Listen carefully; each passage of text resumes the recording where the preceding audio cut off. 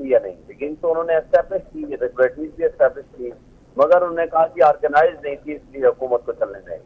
और हमने उसको तस्लीम किया। उसकी रोशनी में हमने जो इस्लाहात उन्होंने मुतय्यन की थी कराए, हमने ईवीएम ये इलेक्शन का तरीकाकार मुकर्रर किया जो कि इनको सूट नहीं करता था, उन्होंने आपके साथ चेंज कर दिया।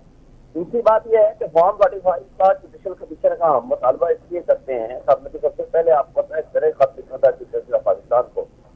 ये तो एक साजिश का हिस्सा था कि आपके बल्ले का निशान किया गया, हमें आज़ाद रखा गया, हमें उन रिटर्निंग ऑफिसर के जरिए जो जुडिशरी के रिटर्निंग ऑफिसर की बजाय इन करप्ट ब्यूरोक्रेसी के हाथ चढ़ा दिया गया और उनके जरिए इलेक्शन कराए गए। जब हम सारा इलेक्शन जीत गए, सीटें रात के 12 बजे चला गया चीफ इलेक्शन कमिश्नर किसी मखसूस जगह पर मिलने को, वापस आता है तो रिजल्ट रुक जाता है और उसके बाद रिजल्ट चेंज होना शुरू हो जाता है। मेरी अपनी कॉन्स्टिट्यूंसी यहाँ इस्लामाबाद की है, जो 1,05,000 वोट किया, जिसने 50,000 वोट नहीं दिया उसको मैंने बना दिया।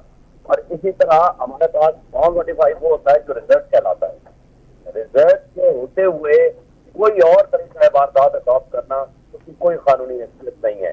तो जुडिशल कमीशन बने और अगर फर्ज करो हम नहीं साबित कर पाएंगे तो ठीक है, आप दे दें इनको, लेकिन सारा मीडिया जानता है, सारा पाकिस्तान जानता है, इंटरनेशनल वर्ल्ड जानती है कि हम जीते हुए हैं। आप अनवार ताकर की स्टेटमेंट ले लें जो ये कहता है कि जनाब मैंने अगर बात की तो आप फिर मुस्लिम लीग नून फॉर्म 47 की बात की तो मुंह खाने काबिल नहीं होगी। कमिश्नर रावलपिंडी क्या कहता है, वो कहता है कि हमने 70,000 बिजली वाले लोगों को हरा दिया है। आपका निसाब सीमा क्या कहता है, मुस्लिम लीग नून का एमएनए था तो उसे हार गया, सुबह कहते हैं मेरे पास आएंगे नोटिफिकेशन नहीं, हो कहता है मैं क्यों लूँ। इसी तरह आप देखें मुस्तफा एमकेएम के उसने क्या कहा और उसने तस्लीम किया, हाँ जी ये बात मैंने कही है। हमें ये पीएमएल पीपल्स पार्टी वाले कहते हैं आपका मैंडेट 100% जारी है, जबकि हमारा 70% जारी है। इसी तरह आप कामरान तकसूरी की बात सुन लें। तो बात यह है कि अगर इस तरीके कार के मुताबिक अगर मुल्क को चलाना है तो फिर ये मुल्क नहीं चल सकता कठपुतलियों के जरिए। अगर सर शायद इसीलिए हमारे मुल्क को सर शायद इसीलिए फवाद चौधरी और परवेज इलाही साहब दोनों कह रहे हैं कि मुज़ाकरात जरूरी हैं। देखिए मुज़ाकरात के लिए हम तैयार हैं, आए मुज़ाकरात के लिए बैठे, लेकिन उसके पहले आप जुडिशल कमीशन को डिक्लेयर करें। लेकिन हम ऐसे इनको लेजिटिमेसी दें, इनको हम कहें कि आए जी आप बिल्कुल कोई आपके मकान पे कब्जा करके बैठा हो और डाकू को कहें आए जी हम आपसे मुज़ाकरात करते हैं, मीठी मीठी बातें करते हैं कि आए जी हमें भी एक कमरा दे दें, इस तरह तो नहीं होता। जो अब इनका जवेद लतीफ क्या कहता है कि जी जब हम कहते हैं कि हल्का खोले मेरा, तो वो कहते हैं कि फिर नवाज शरीफ हल्का भी खोलना पड़ेगा। आपके सामने सबने तस्लीम किया है कि नवाज शरीफ आ रहा है, मरीम नवाज आ रही है, शहबाज शरीफ आ रहा है, 17-18 सीट वाले को उठा करके प्राइम मिनिस्टर बना दिया गया। इस तरीके से मुल्क को जिस तरह चला रहे हैं, आपने आज एटीके में देख लिया जो कुछ ये कर रहे हैं। इन्होंने मुल्क का बेड़ा गर्क कर दिया, मैशत इन्होंने तबाह कर दी। वर्ल्ड बैंक की रिपोर्ट कहती है कि आधी आबादी आपकी सतह गुर्बत से नीचे चली गई है।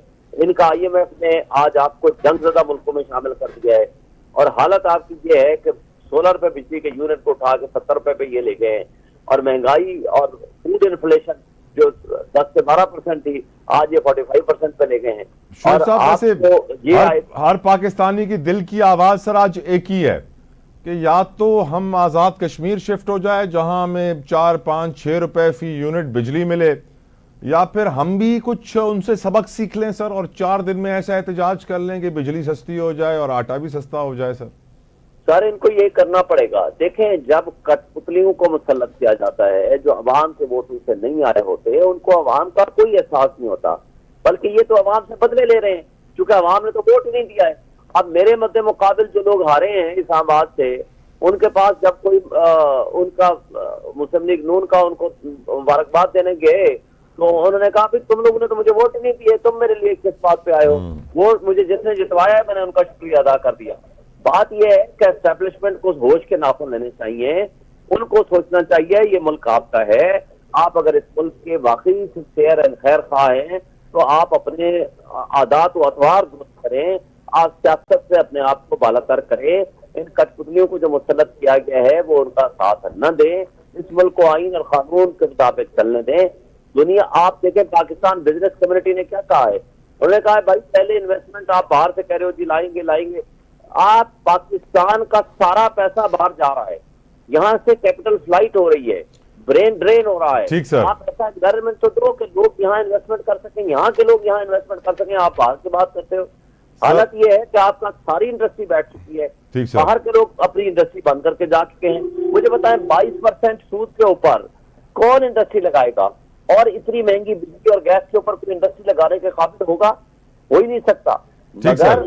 सर आज क्या है सर वजीर, मसला यहाँ ये है कि $18 बिलियन मुफ्त मराहत खा रहे हैं ऊपर का तबका। हमारी सिविल ब्यूरोक्रेसी हो, मिलिट्री ब्यूरोक्रेसी हो, या हमारे ये हुक्मरान तबका हो, अपनी मराहत तो ये खत्म नहीं करते हैं। हमारे दफातर कॉन्स्टिट्यूशन एवेन्यू सर माजरत के साथ पावर में जब आप थे तब आपने भी कुछ नहीं किया, आप कुछ कर ही नहीं पाए। खैर please let me ask you another question Shoaib साहब।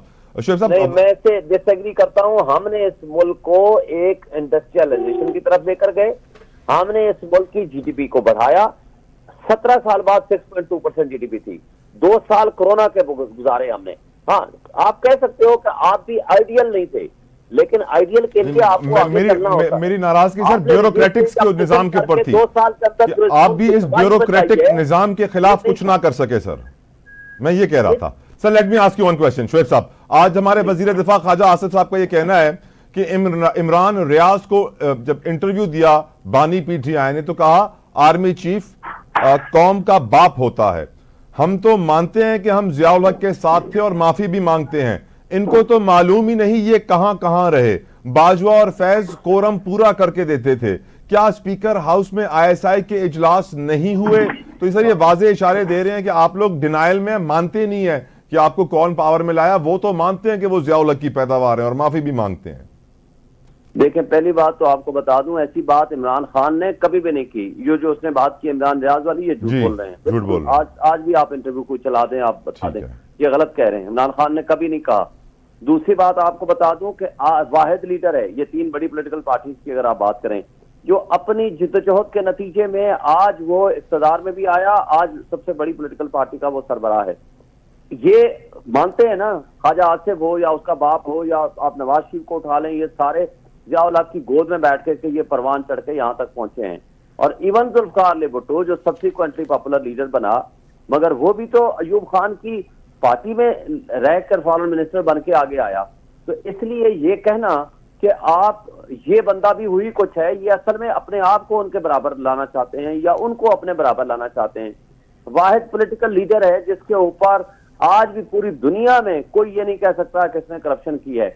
अगर ऐसा होता तो ये तोशाखाना वाले केस ना बनाते जो वाकई कुछ करप्शन का माल उठा कर लाते।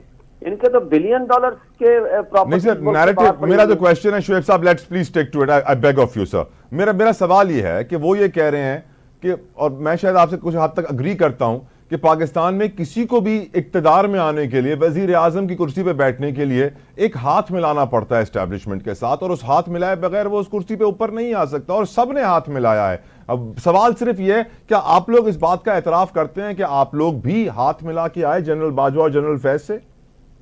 नहीं, हम इसको इसलिए एडमिट नहीं करते कि हम अपनी जद्दोजहद के नतीजे में आए हैं।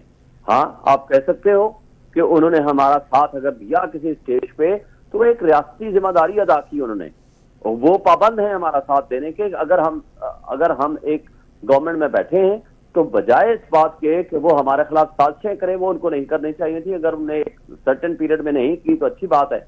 मगर मुझे ये बताएं, ख्वाजा आसिफ के बकौल, ख्वाजा आसिफ ने खुद कहा है 2019 में इसको बाजवा ने कहा, क्योंकि करप्ट लोगों का साथ देते हैं। 2019 में ख्वाजा आसिफ मानता है कि जी हमें कहा आप इस दफा पंजाब गवर्नमेंट ले लो, अगली दफा सेंट्रल ले लो। हमने कहा नहीं, दोनों हमें इकट्ठे चाहिए। भाई हमारा इक़्तिदार शुरू हुआ 18 में, 6 महीने नहीं गुजरे, 19 में इनके साथ उनकी मुज़ाकरात भी हो गए और कामयाबी से तय भी हो गए, इनको ऑफरें भी होगी। तो ये गलत है ना। हम ये कहते हैं कि भाई इस्टेब्लिशमेंट का काम है जो अवाम का फैसला हो, अवाम के मैंडेट को तस्लीम करें और अपनी ड्यूटी अंजाम दें in according with constitution and law. हम तो ये कहते हैं हमारा, अच्छा फर्ज करो ये कहते हैं जी 18 में धांधली हुई, 18 में हमने इसके ऊपर पार्लिमानी कमेटी बनाई, इन्होंने उसका साथ आए नहीं उसमें, और फिर 16 महीने इनके पास थे। बताएं इन्होंने जुडिशियल कमीशन बनाया हो या कोई कमेटी बनाई हो जिसमें साबित किया हो हाँ जी इनके साथ जो है जाती हुई या कोई धांधली हुई है। हम तो आज मुतालबा इनसे कर रहे हैं कि आप बनाएं, आप बना लें, जुडिशल कमीशन और उसके मुताबिक हम चलाएं। आप सर मैं आपसे माजरत चाहता हूं सर, लेकिन पाकिस्तान में कौन से कमीशन ने तीर मार लिया, कौन सी जेआईटी ने तीर मार लिया? हमारी तो तारीख भरी पड़ी है। आज भी आपके लीडर यही कह रहे हैं कि भाई इन कमीशनों की रिपोर्ट पब्लिक तो करो, हम पब्लिक करते नहीं है। उनके अंदर जो होता है दफन हो जाता है, चाहे कुछ हो या कुछ ना हो। सर एक सवाल बहुत जरूरी है, आज अडयाला जेल में भी बानी पीटिया की गुफ्तगू हुई मीडिया से, सवाल वही पूछे गए शेर अफजल मरवत साहब के हवाले से, और ख्वाजा आसिफ साहब ने भी कहा कि शेर अफजल मुझे और स्पीकर को मिलने आया तो उसे पब्लिक अकाउंट्स कमेटी से हटा दिया गया। तो सवाल यही है सर, आज हमने देखा फ्लोर ऑफ द हाउस भी कुछ राजो न्याज की बातें हो रही थी गौहर खान और शेर अफजल मरवत के दरमियान, इस वक्त हमारी स्क्रीन पे भी नजर आ रहा है उमर अयूब साहब की तकरीर के दौरान। तो क्या अब जो मसला था शेर अफजल मरवत के साथ सर वो खत्म हो गया है, और पार्टी के अंदर जो कहते हैं कि जैसे ही कोई नया हीरो पैदा होता है तो उसको फौरन से जीरो बनाने की तैयारी की जाती है, क्या है ऐसा शोएब साहब? देखें, ऐसी बात नहीं है। अफजार खान साहब ने आज खुद कहा है, और देखें अगर आपने, पहली बात तो यह है कि ख्वाजा आसिफ, अयाज सादिक और यूसुफ रजा गिलानी से पीएसी कमेटी लेनी थी, तो फिर आपको पीटीआई में किस लिए हैं, पहली बात। तो दूसरी बात मुझे बताएं, सऊदी डेलीगेशन आता है जिस दिन, हालांकि मोहम्मद बिन सलमान के साथ बहुत अच्छे टर्म्स हैं इमरान खान के, 2 दफा ओवैसी कराई उन्होंने, आज खुद खान साहब ने बताया जी। और आप उठ के उसके खिलाफ विदाउट एनी रीजन आप ऐसी फितना अंगेज आप स्टेटमेंट देते हैं कि जनाब रिजीम चेंज ऑपरेशन में सऊदी अरब का हाथ था। तीसरी बात मुझे ये बताएं कि आपकी नजर में सारे वो लीडर जो पुराने बैठे हुए हैं, कभी एक को गाली देते हैं, कभी दूसरे को गाली देते हैं, कभी तीसरे को देते हैं, और खान साहब ने बारहा मना किया कि आप ऐसा न करें, तो उसके बावजूद आप उन चीजों से बाज नहीं आते। तो मुझे बताएं कि फिर खान साहब के पास क्या ऑप्शन बाकी बचा था? अगर पार्टी को उन्होंने खुद कहा आज कि अगर पार्टी में इनडिसिप्लिन होगा तो वो तो फिर बंदा खुद जो अपने ही पार्टी में इनडिसिप्लिन करेगा तो पोरस का हाथी होगा। तो जो पोरस का हाथी है वो अपने ही बंदों को जो है ना वो अपने पांव तले दबाता है। तो ऐसा बंदा पार्टी के साथ लॉयल तो नहीं हो सकता ना। तो उन्होंने जो फैसला किया है, ज़ाहिर इमरान खान की पार्टी है, इनको कौन जानता था आज से 6 महीने 8 महीने पहले, या मुझे कौन जानता था? अगर हम इमरान खान की पार्टी में हैं और उनकी वजह से हमें पॉपुलरिटी मिली है, उन्होंने हमें टिकट दी है, उन्होंने हमें इज्जत दी है, अगर हम पार्टी के साथ लॉयल नहीं रहते तो इमरान खान को यह हक हासिल नहीं है कि वो अपनी पार्टी में डिसिप्लिन मेंटेन करें। अगर किसी ने डिसिप्लिन मेंटेन करने की बात की तो शिबली फराज भी बुरा हो गया,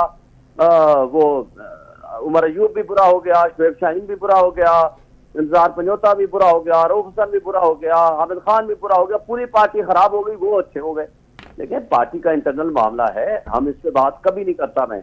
मगर बात यह है कि आज इमरान खान साहब से जब सवाल किया गया, इमरान खान साहब ने उसका जवाब दे दिया। क्या इमरान खान को अपनी पार्टी में डिसिप्लिन मेंटेन करने का हक नहीं है? और अगर है तो 10 साल बड़े बड़े 30 बार खान आए थे, वो क्या नाम था उसका, जहांगीर तरीन, ओन चौधरी, फवाद चौधरी, अली नवाज अवान, असद उमर, अली जैदी, परवेज खटक, महमूद खान, उस्मान क्या नाम था उसका, वो